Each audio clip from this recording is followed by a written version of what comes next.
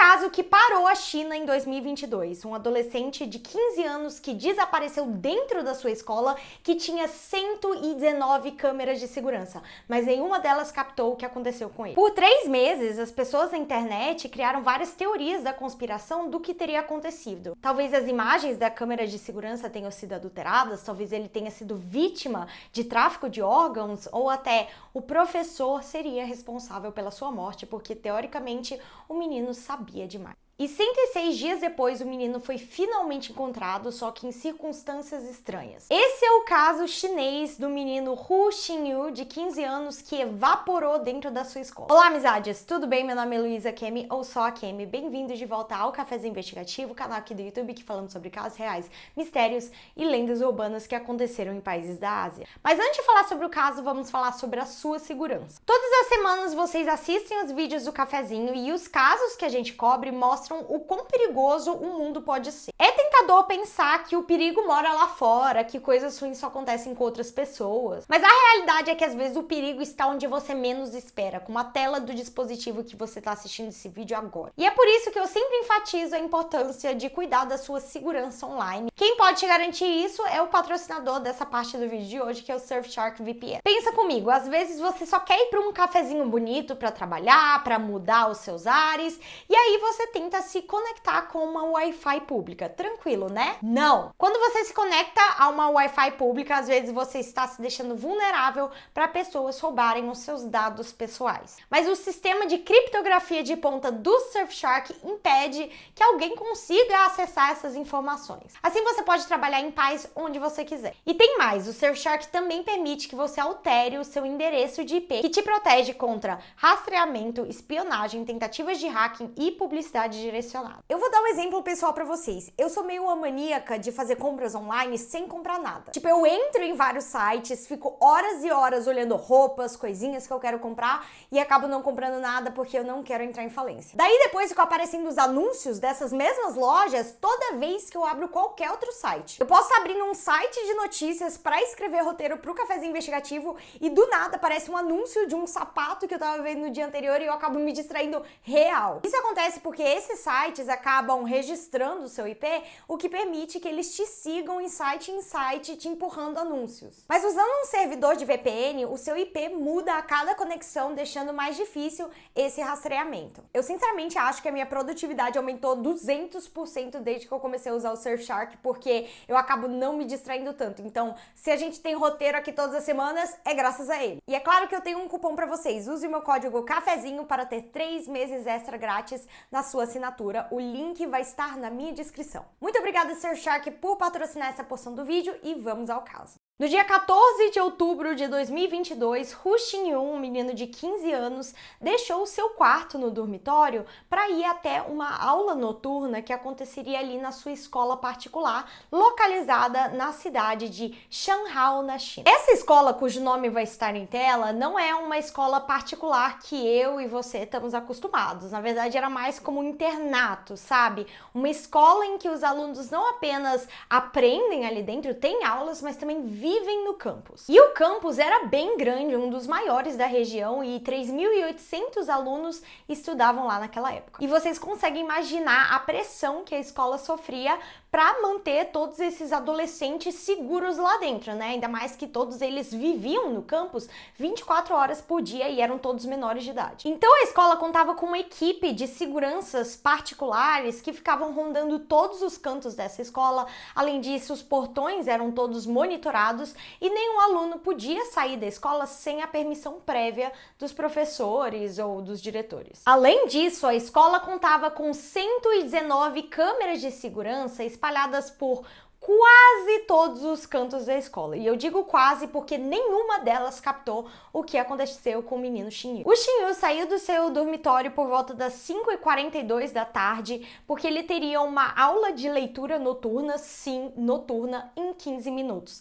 E como o dormitório dele ficava a apenas 100 metros de distância do prédio principal onde ele teria aula, ele não estava com pressa. Imagens do Xinyu saindo do prédio do dormitório foram gravadas nas câmeras de segurança da escola, mas poucos segundos depois, ele toma uma atitude um pouco estranha. Ele volta para dentro do dormitório e ele sobe até o 5º andar. E lá no 5º andar tem tipo uma varanda que você consegue observar o campus inteiro de cima. E ele para ali naquela varanda e fica encarando a paisagem por uns 2, 3 minutos. Depois disso, ele retorna para o andar de baixo e às 5h51 ele sai do dormitório novamente. E essa foi a última gravação feita de Hu Xinyu. A aula noturna começou no horário de sempre e o professor logo reparou que o Xinyu não estava presente.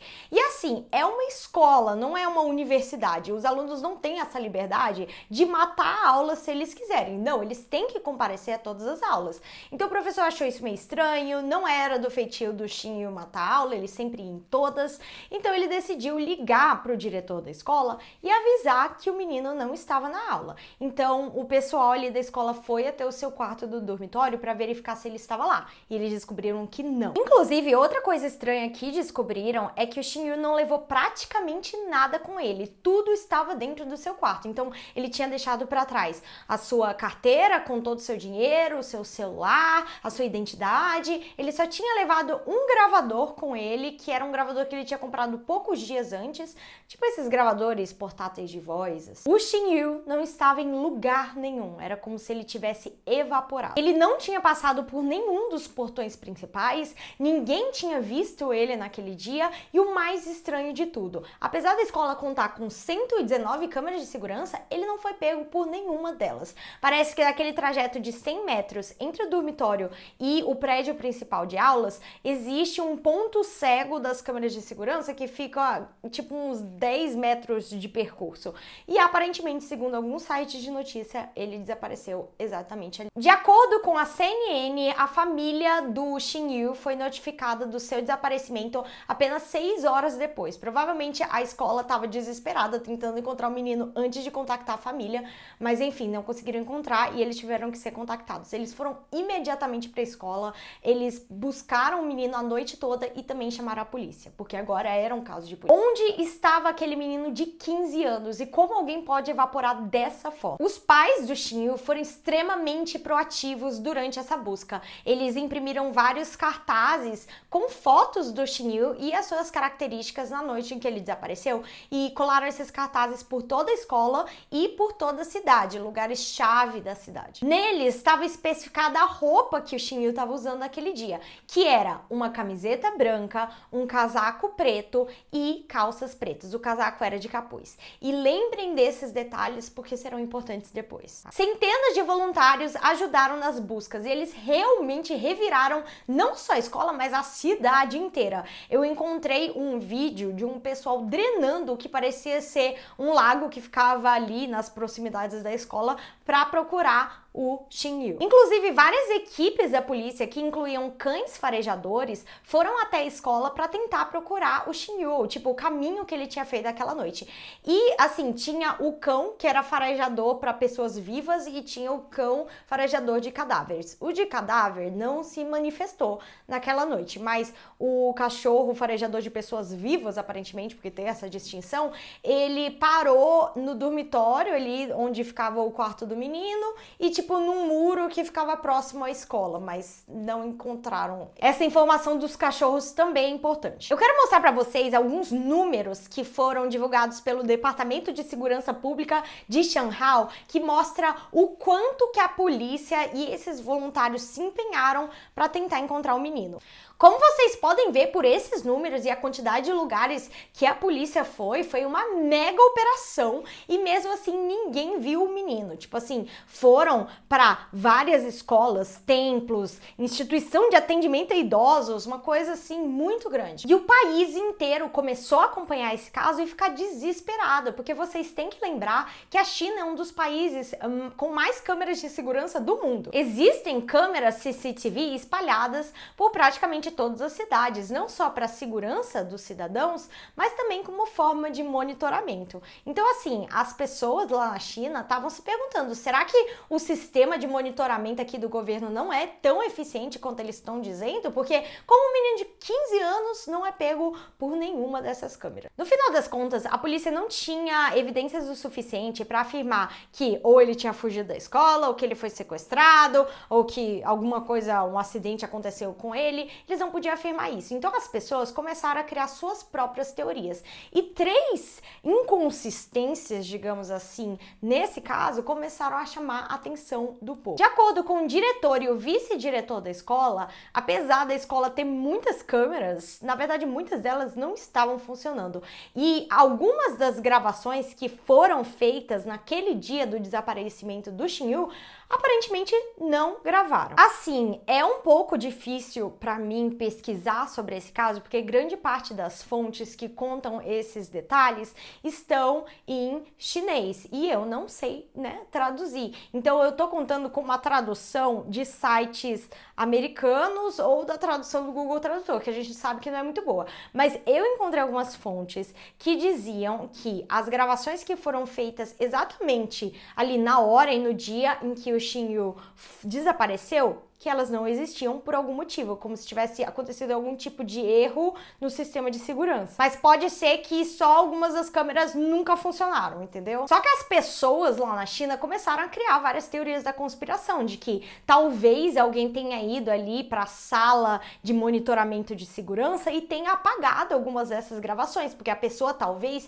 tivesse alguma coisa a ver com o desaparecimento do Xinyu, e essa pessoa seria muito suspeita. Será que algum funcionário da escola não tinha alguma coisa para esconder? Apesar de que eu vi em outro site de notícia que depois de uma perícia feita ali na sala de monitoramento da escola, que seria impossível excluir gravações que já teriam sido feitas ali no sistema, que isso não era possível ser feito manualmente, apenas com o suporte técnico do fabricante ali das câmeras de segurança. Então, assim, para ser sincera, a tradução dessa parte foi muito complicada, mas as pessoas continuaram pensando nessa teoria de que algum funcionário da escola tinha apagado essas gravações. Segundo a mãe do Xinyu, ela fez várias entrevistas ali para jornais chineses e ela contou que no dia 27 de setembro, então apenas umas 2 semanas antes do desaparecimento do seu filho, ele ligou para ela chorando, muito emocionado, nervoso, dizendo que ele queria chorar e que ele estava muito triste. Mas ele não contou para a mãe naquela época o que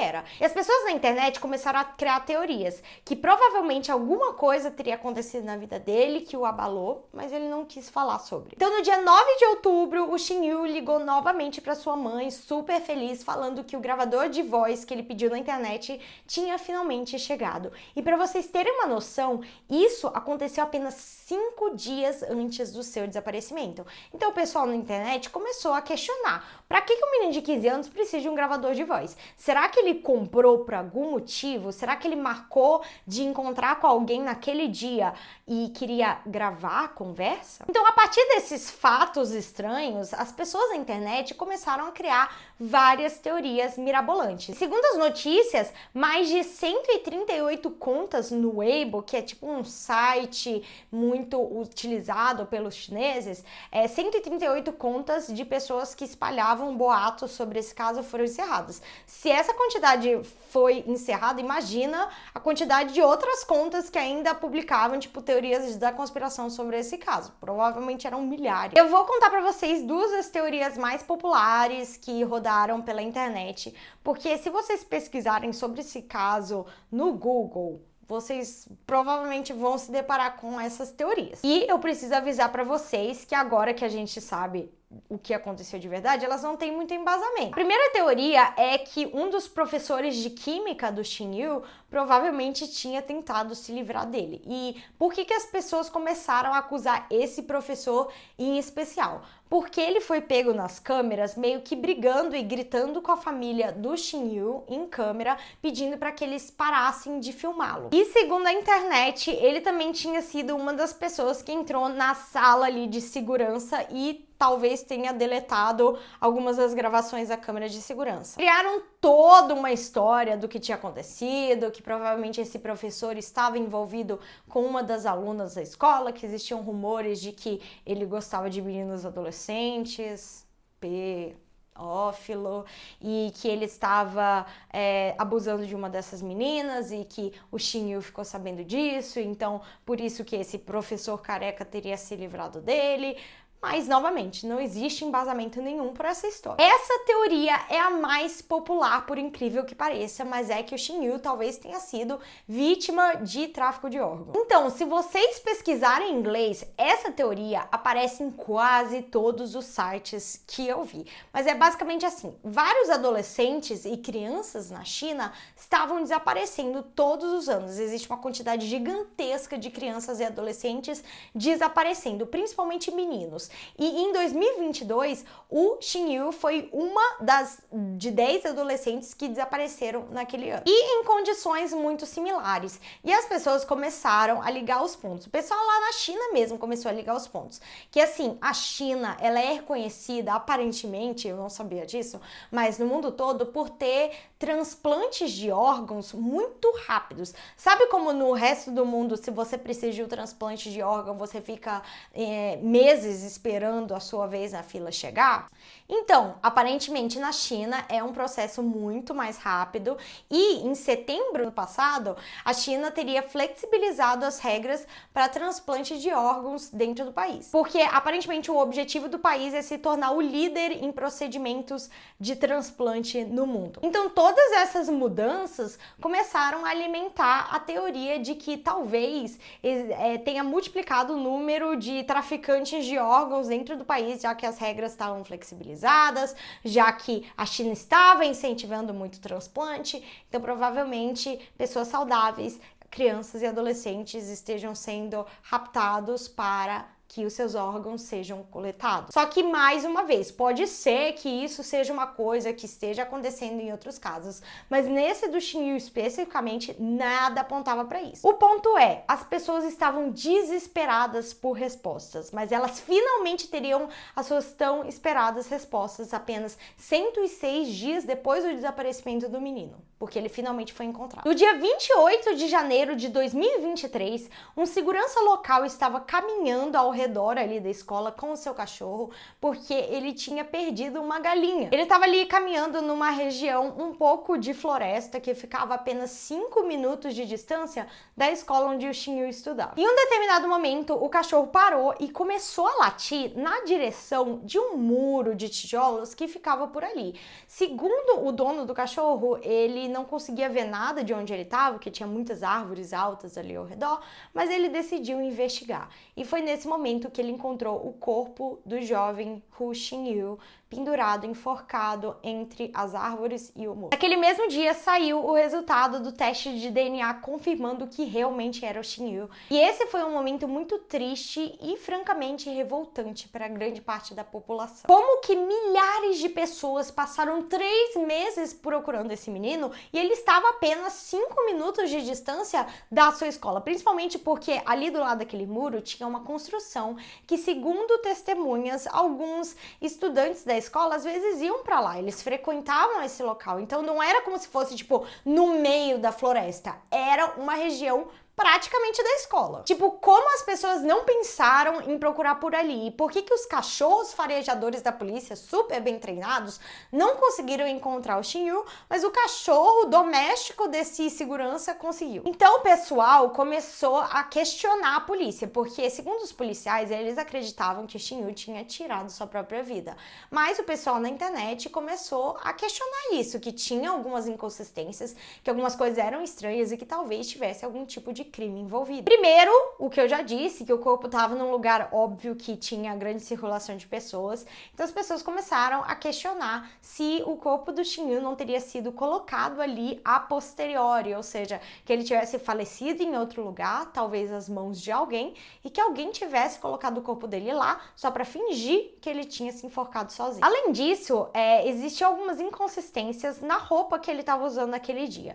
Tipo, aparentemente ele foi encontrado em enforcado com o casaco dele, que era de capuz, vestido ao contrário. Era como se ele tivesse colocado o capuz sobre a cabeça dele. E o mais estranho de tudo é que o zíper do casaco estava até em cima, fechado. Então as pessoas começaram a questionar se alguém teria colocado o casaco e fechado ele todo o zíper sozinho. E era bem difícil. Outra inconsistência é que no dia que o Shin Yu desapareceu, ele estava usando uma camiseta branca que foi captada pelas câmeras de segurança, mas quando o corpo dele foi encontrado, ele estava sem essa camiseta. E outra coisa que as pessoas acharam muito estranho é que ele foi enforcado com seus próprios cadarços do tênis. Então muita gente ficou se questionando ali, como que cadarços de tênis conseguem não romper ou não rasgar por 3 meses, manter o peso do corpo de um menino por 3 meses. Mas todas essas suspeitas acabaram caindo por terra, porque lembra que o Shin Yu levou seu gravador de voz? Então, a polícia pegou o gravador e quando eles escutaram as gravações que foram feitas, tudo ficou claro. O gravador de voz continha apenas 2 gravações, uma que foi feita às 5h40, ou seja, exatamente quando ele ainda estava no seu dormitório, e outra às 11h08, que provavelmente foi o horário que ele teria se enforcado. A primeira gravação dizia o seguinte: para ser sincero, não adianta, apenas sinto que a minha vida não tem sentido. O que acontecerá se eu simplesmente pular? E provavelmente ela teria sido gravada naquele momento. Lembra que o Shin Yu voltou para dentro do dormitório e subiu até o 5º andar e ficou contemplando a paisagem? Provavelmente ele gravou essa mensagem de voz naquele momento. E a segunda mensagem de voz dizia algo do tipo: é tudo sem sentido, minha mente ficou turva hoje e eu só quero morrer agora. A polícia falou com várias testemunhas, a família do Shin Yu e os seus amigos, e eles descobriram que o menino estava sim sofrendo nos últimos meses. Desde que ele passou nos exames, nos testes, para conseguir estudar naquele internato, porque sim, estudantes do ensino médio têm que passar em provas só para poder cursar determinadas escolas que são de mais prestígio, ele estava sofrendo muito, porque ele sempre foi um menino muito estudioso e agora suas notas estavam caindo, em comparação com outros alunos dessa escola, as notas dele não eram tão boas e ele sentia uma pressão gigantesca. Ele também tinha um diário que ele manteve no seu dormitório, dizendo que ele tinha insônia, que ele estava sofrendo com ansiedade, que ele tinha vários pensamentos de tirar sua vida. E depois todas essas descobertas realmente apontavam para isso. Esse adolescente de 15 anos estava sofrendo uma pressão gigantesca dentro da escola e decidiu tirar sua vida. E algumas das, entre aspas, inconsistências também foram esclarecidas pela equipe médica da polícia. Por exemplo, a camiseta branca que ele estava usando, que não foi encontrada no seu corpo, é provavelmente porque ele estava em processo de decomposição por 3 meses. E o corpo, ele solta algumas substâncias que acabam sendo meio corrosivas. Então, é possível que a camiseta dele tenha desaparecido como um processo da decomposição. Aparentemente, não é um processo tão raro assim e é totalmente plausível que isso tivesse acontecido. Enfim, esse talvez seja um clássico caso de, às vezes, a resposta é muito mais simples do que a gente pensa. E normalmente a nossa mente, às vezes, vai para as teorias da conspiração mais malucas, assim, ou mais impossíveis, e a resposta estava na nossa frente o tempo todo. Tanto é que a mãe do Shin Yu não acreditava que ele tinha tirado sua própria vida, apesar dela saber que o seu filho estava sofrendo bastante nos últimos tempos. Provavelmente porque ela não queria acreditar que isso teria acontecido. Enfim, esse foi o caso de hoje e se vocês têm medo de dormir de noite, mantenham-se cafeinados. Próxima terça-feira, 8 horas da noite, nós temos a primeira live do cafezinho, então estejam lá.